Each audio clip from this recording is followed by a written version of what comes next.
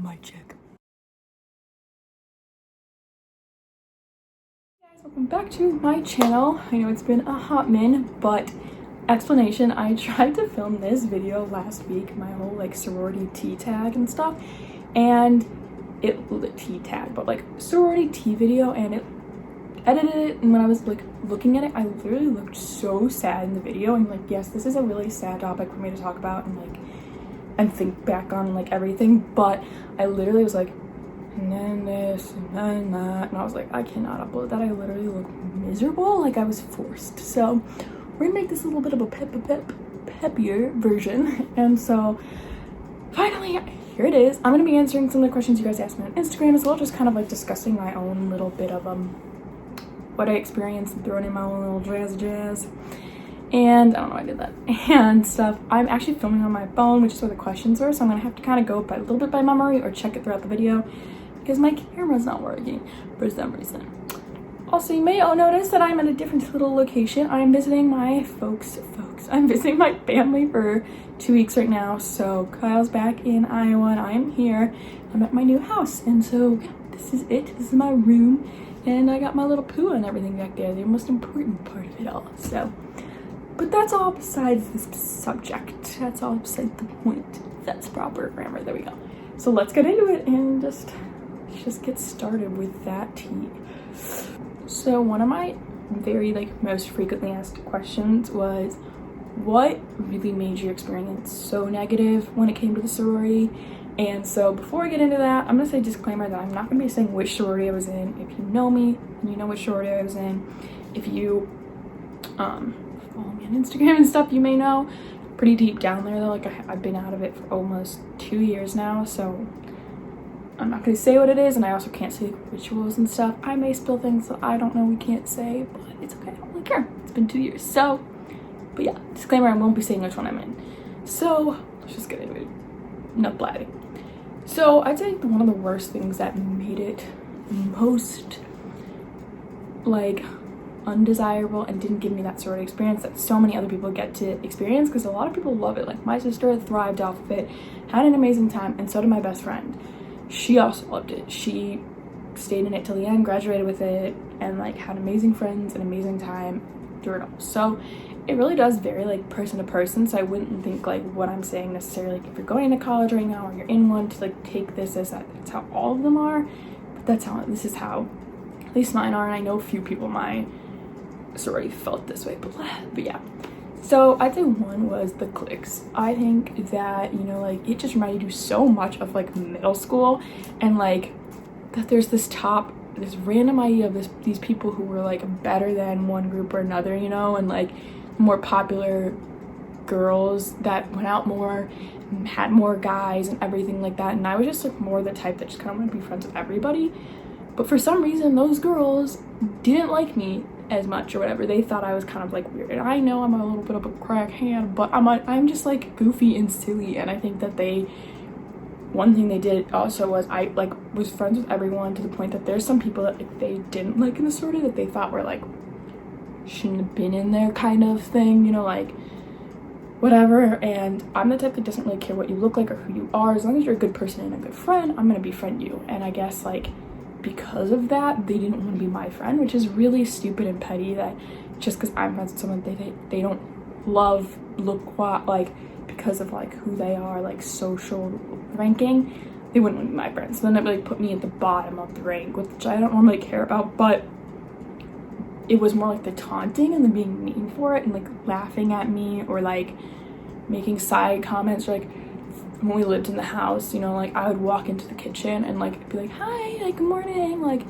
blank and blank, Becky and Jesse, she says, and they would either just say hi, or just be not answer me at all, and then yet I was always the one that would jump into helping, taking care of anyone who was throwing up after a night out, or who needed help, they were crying sometimes.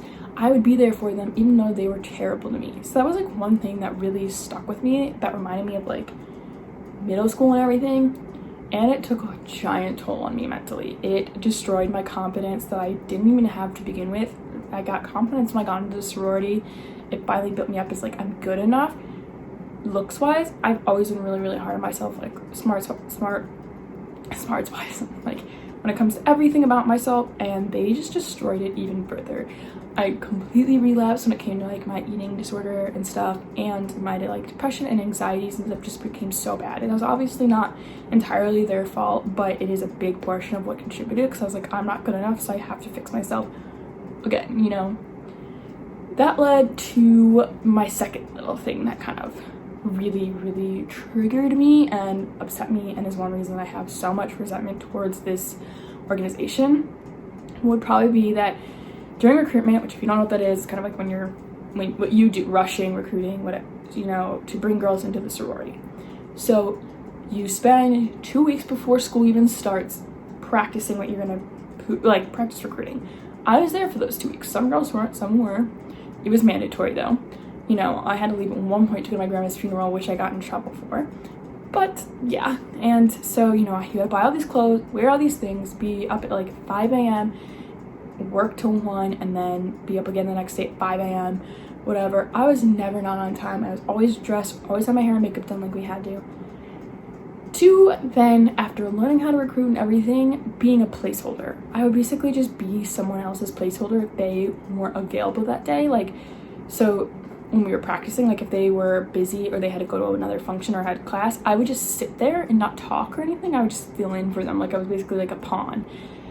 And during recruitment, I was in the basement the entire time. And twice throughout recruitment, I had 2 best friends go through. They were really, really good friends from high school. And then I was like, they normally let you, they're supposed to let you recruit someone that you know. And they wouldn't let me. I was stuck in the kitchen the entire hours of recruitment, which were normally like 7 to 8 hours a day, only allowed out for breaks. Also, mind you, like when we did get fed and stuff, you couldn't like get fed first if you were the one that didn't recruit. Everyone who recruited and like all of that got to get like their meal times and stuff first. I was basically like just this backup person if someone got sick, if they desperately needed someone, but they never used me. They used me maybe twice to say something, and they just like were so mean to me. My very first year, and there were these 2 older girls who were the main recruiters. Probably know who they are if they're watching this video, and I'm sorry, but you destroyed me literally so badly. They were awful to me. They were horribly mean to me. I remember I broke down like sobbing one time because of just how awful they were to me, that someone else in the story stood up for me and said like, you guys are tearing her apart. And it literally was the only one who didn't recruit. They left me in my room and stuff. So then the next year I thought it would be better when it was girls my age that were in charge of recruitment, and again I was just locked in the basement. So I really just decorated cookies, which sounds fun, but it's not, because then the people who you're locked up with weren't that nice either. So, but then I also made some of my best friends from those moments, from those times. Like some of it was like hours spent laughing with each other and being really happy and close. You know, I have my best friends Emma and Abby and stuff. Shout out if you were watching this. I love you guys from this, and so I wouldn't trade that for the world, because they are still part of my life today and literally my best friends. So wouldn't change that for the world, but it would came with a lot of hell. So I'd say like recruitment and the people in it really stuck with me as something.